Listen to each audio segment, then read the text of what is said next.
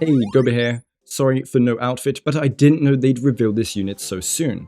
A brand new physical destruction unit, Pom-Pom themselves, was revealed this morning, so it's time to review their kit. We'll go through their kit, how good it sounds, and some build possibilities and synergies. Like and sub if this video helped, let me know if you're pulling, and let's begin. Pom-Pom's basic attacks look like any other basic attacks, but their skill, Trailblazing Whirlwind, looks to be devastating.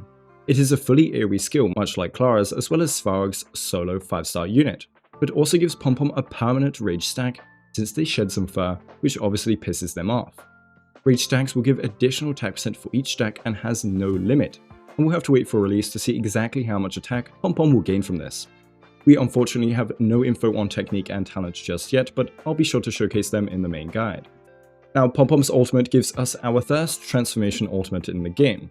Fusion, Companions of the Trailblaze makes Pom-Pom transform into the ultimate decisive battle weapon Paramount Supreme Mobile Fusion Trailblaze Warrior Ultra Primus form.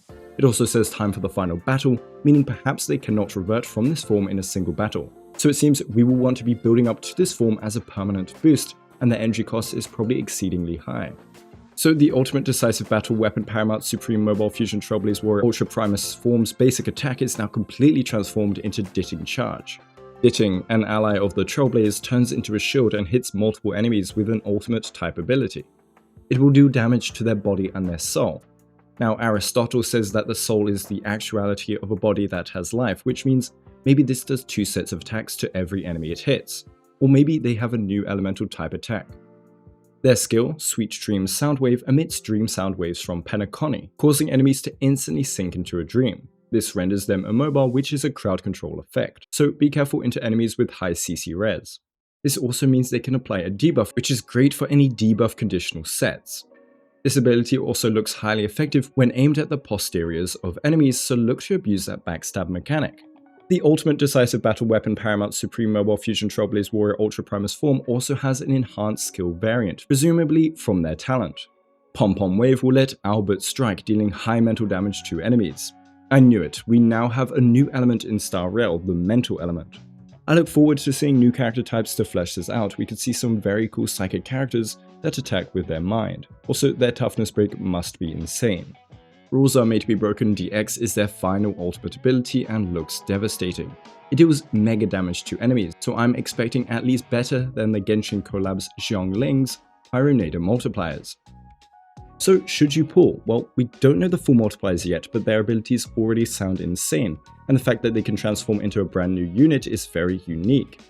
If you need a brand new DPS, they should do the job, especially considering they can inflict mental damage in their ultimate decisive battle weapon Paramount Supreme Mobile Fusion Trailblaze Warrior Ultra Primus form. They also seem to do great AoE damage and blast damage, so Pure Fiction and Memory of Chaos are all nothing to Pom-Pom. Though the single target mode, It's Hunting Time, may see you prefer a physical hunt unit like Boot Hill or Tushang, the limited 5-star Sushang instead. Now for builds for any pre-farmers, let's see their best relic options. Of course, if you are versus Quantum weak, despite it being version 5.0, the Quantum set is still a great option. Now if you are versus Imaginary weak, there's of course the Quantum set but better set. And finally, if you are versus Fire weak, there is the Quantum set but better set, giving you massive buffs.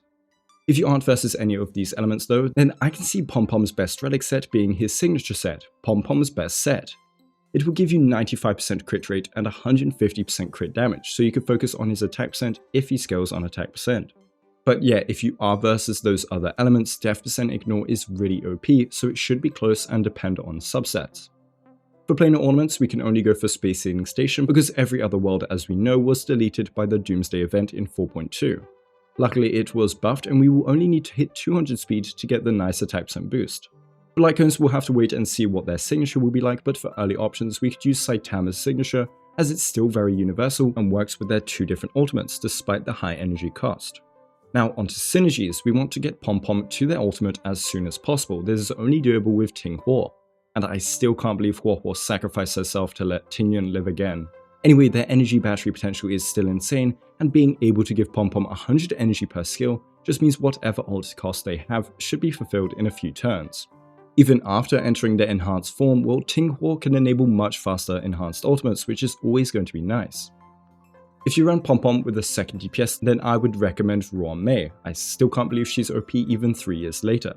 Pom-Pom is also probably going to be doing a ton of toughness damage, so there's no doubt that her buffs will boost them immensely.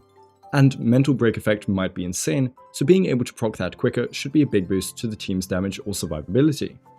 Finally, don't let Ho Yuverse know, but I'm revealing Pom-Pom's Eidolons ahead of schedule. Their E1 will give crit rate to them in their enhanced form, about 1 crit rate sub higher than the previous DPS with crit rate in their E1. Their E2 will be game breaking. It's pomming time, we'll see Pom-Pom. Wait, who's that?